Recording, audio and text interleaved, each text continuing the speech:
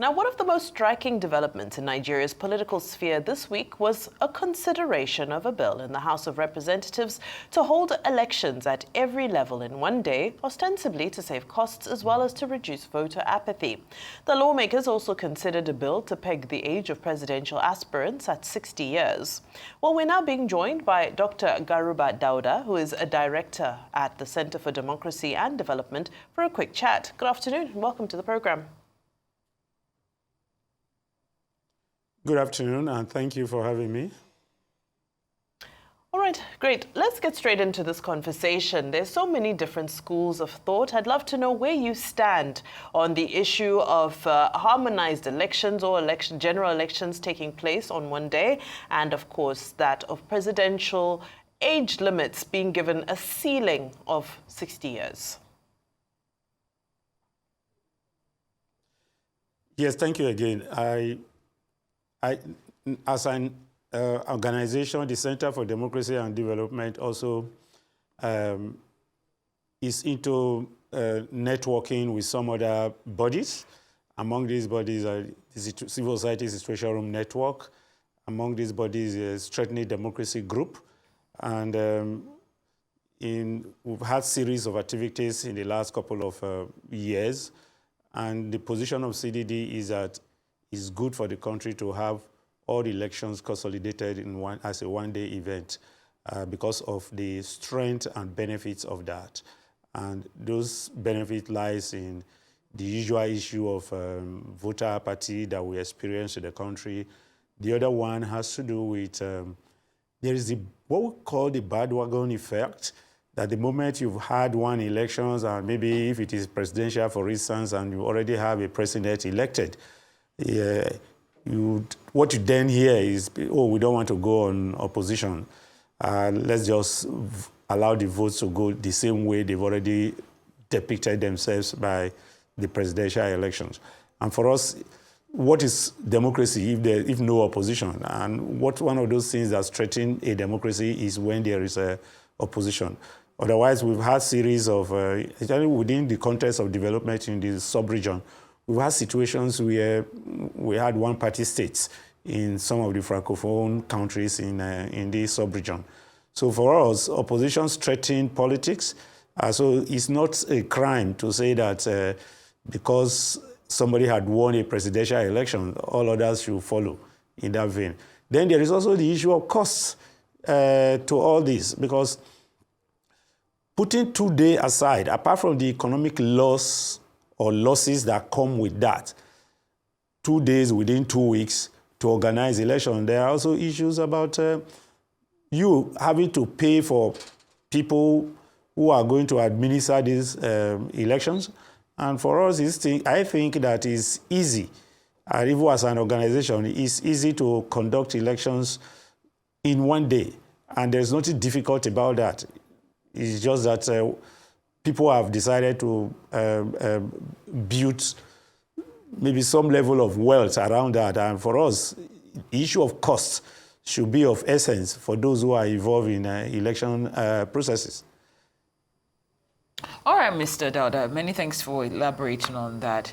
Just wondering, from your perspective, how might these amendments address or potentially exacerbate the already existing challenges that we have in our electoral process? Well, for me, in any democracy, we should be open to amendment because society is an evolving one. And even those who discuss society in terms of history at what has happened, at a certain point in the life of every society, things are dynamic. We expected certain changes. And as a result of that, we expect that those who run the affairs of a country should monitor those dynamics and decide to, at every particular point in time, call for amendments of the Constitution. I know some people have also advanced that perhaps we need to completely throw away this Constitution and recalibrate the law, given the way we arrive at this present Constitution that we have. But an open approach to the processes of amending the Constitution is also very necessary. And it's in this context that people have also, like you mentioned, arguing for a age limitation and all those things. As much as I'm not entirely speaking that people who are too old or people should be kept in positions even when they are already obviously overaged, I still do not think that 60 years is too old to contest elections in Nigeria. Personally, and even I don't think even as an organization, it's something we are going to buy into. But in terms of what is expected, amendments are due processes that we expect as advocates of democracy to happen from time to time, because they are usually meant to address the exigencies of every time, given the nature of the dynamism you find in every society. All right. Well, there's some critics who are saying that this is all dancing around the real issues. When we look at the issues that emerged from the last election, yes, as much as bandwagon effect was a major contributor, we also saw issues around addressing the use of technology with regards to INEC. We saw operational challenges, logistical issues, getting ballot papers and ballot boxes to the right time, right place at the right time, and so forth. So some are saying, why are we wasting our breath talking about all of these issues before we've corrected the core issues that we know went wrong in the last election? What are your thoughts on this? Yes, it is true that progressively, the country has recorded quite a lot of reforms, especially when you look at what happened from 2011 up to this moment. But if you were to match that level of reforms with the outcome, you may want to say that we are not as progressive in terms of the outcomes compared to what we have invested in those reforms. So in that context, in a democratic society, you will see expect people to complain about what is currently happening in the... If you go to some countries in the sub-region, they actually do not have the level of technology, the level of investment in technology that we've had in Nigeria, and yet their election produce results, and the outcomes of those elections are usually taken seriously and accepted by those who participated in such elections.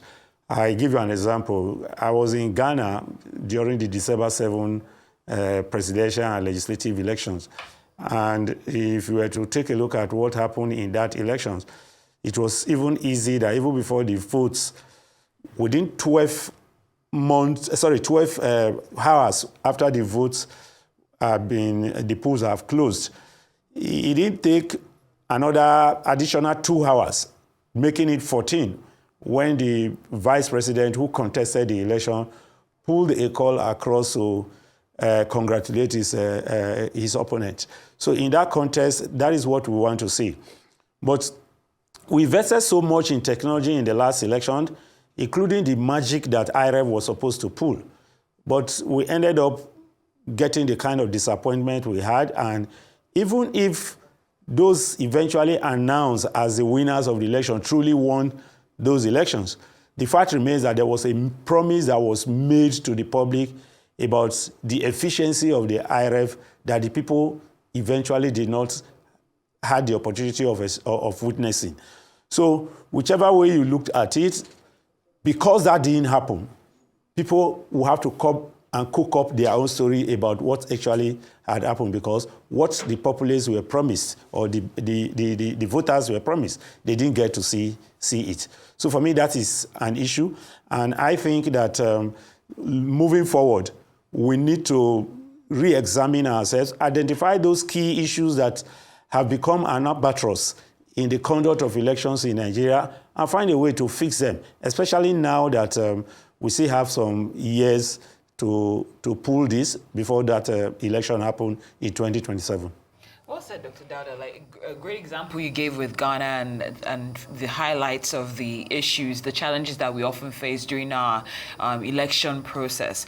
Just wondering, of course, they say timing is everything. What do you make of the timing of this proposal, a single-day election, when the issues that you've clearly highlighted still remain, and we're not even certain that they have been tackled or will be addressed in a timely fashion? So why do you think this particular aspect is being pushed or clamored for? Yes, the timing is essential because the earlier we take decisions on it, the better for the preparation that are expected to be put in place before the election. So it is in this context that timing is necessary. And I know from my own understanding of the political class what they have interest in. When they want it, it will happen. They can suspend every other thing and deal with what they have already zeroed their mind on. But again, I also think that they should be open to conversation about this.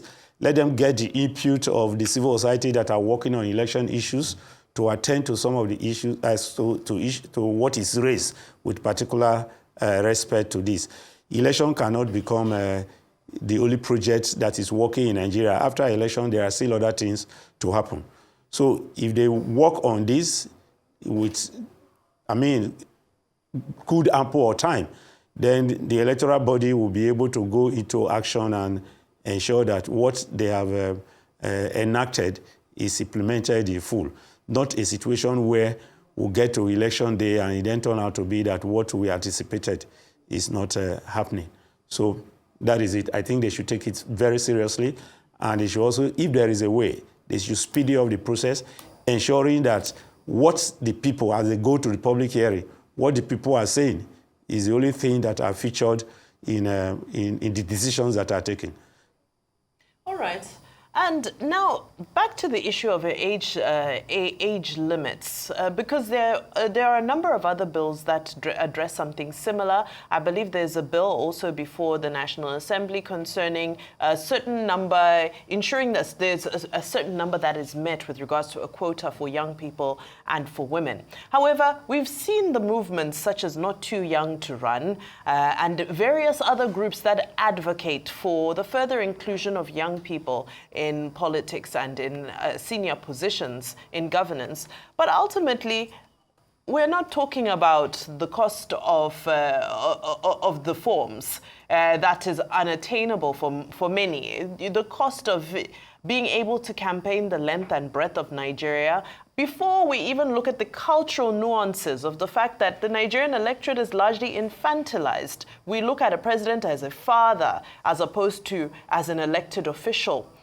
When you look at all of these nuances, do you think we will ever get to a stage where we have a young person representing us as president? Not so much because of an age limit, but just because that emerged to be the best candidate.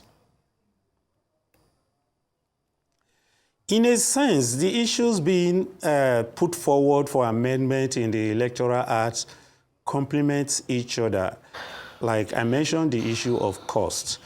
Cost on the side of the government, and there's also cost on the side of those who are candidates who are competing for public positions. For instance, the issue of establishing a benchmark on what somebody can spend on the presidential, governorship, or whichever level, they are in a sense also central to the whole issue of cost reduction.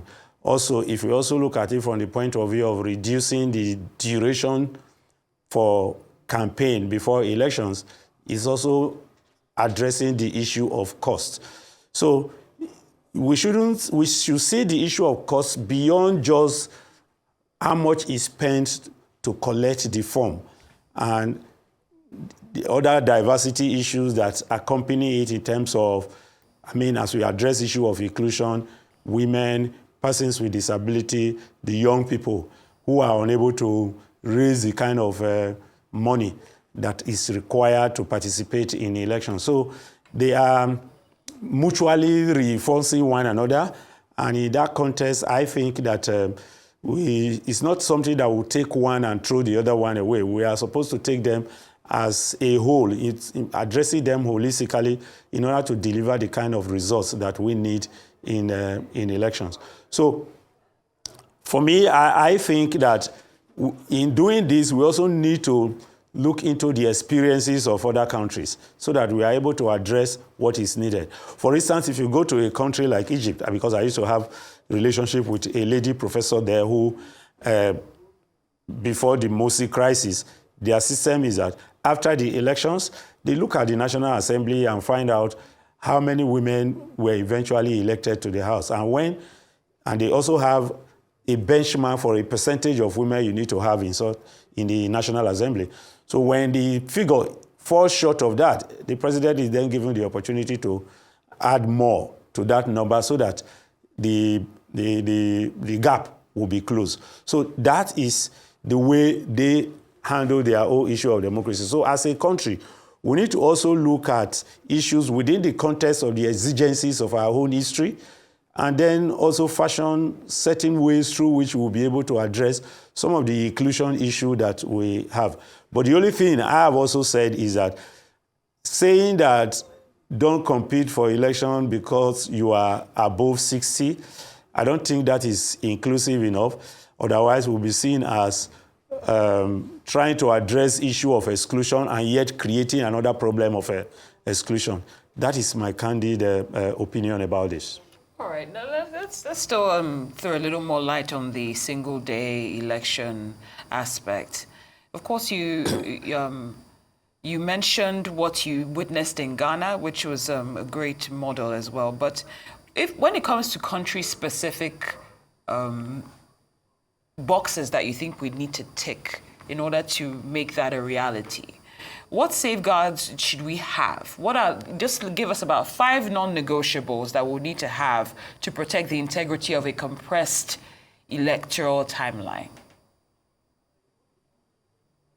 I wish I could count those ones at the tip of my finger, but the fact remains that the first is that the law that is meant to address some of the gaps that have been seen over the years in elections, we should quickly address that. And like I earlier argued, it should be timely enough that the electoral management body, which is INEC, will be able to address all those things, and not that it rushes them and it gets to that point when we fail and we start asking ourselves we didn't start early enough. For me, that is one. The second one has to do with investment in the technology.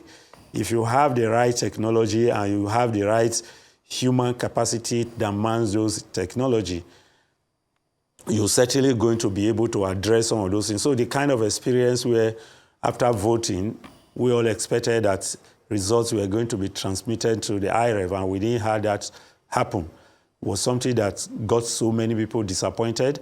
And whatever story is built around what's happened during the 2023 elections today is anchored around those developments. Then I think we also need to look into the way we get people involved in election administration in Nigeria or management. The experience in Ghana, people actually positions for those who were going to work in election administration were advertised, and people applied. They actually went writing aptitude tests to ensure that only those who pass those tests actually participate in those processes. And for those of us who are privy to some of the things that happen in Nigeria, being close to a politician could easily be an asset to say you are going to participate. We already have a case in our hands where even those who are nominated as commissioner rec are in one way or the other being accused of being card-carrying members of political parties, which of course is not healthy and good for our democracy. Can we get only people who are non-partisan play a role in the election administration process? Then we need to take issues very seriously. Issues like election offenders, in one way or the other, should be made to answer for their crimes. If we had that in place and it becomes very consistent that if you violate or you breach the provisions of the elections and you go for it and maybe in one way or the other you are tried and you get convicted, you do the crime and do the time as well. So that, for me, is also very essential. But another critical issue is the fact that even after the elections, is it possible to conclude all our litigation processes so that we don't get people sworn in and then begin to corner state resources to fight their opponent, their contenders. So for me, that is also not good for our democracy. It's an issue we need to correct. Okay. I don't know if I've gotten up to 5, but I think I've been able to highlight a number of factors. You've done a fantastic job, Dr. Dauda of CDD. Thank you so much for your time and your insight today. Very valuable.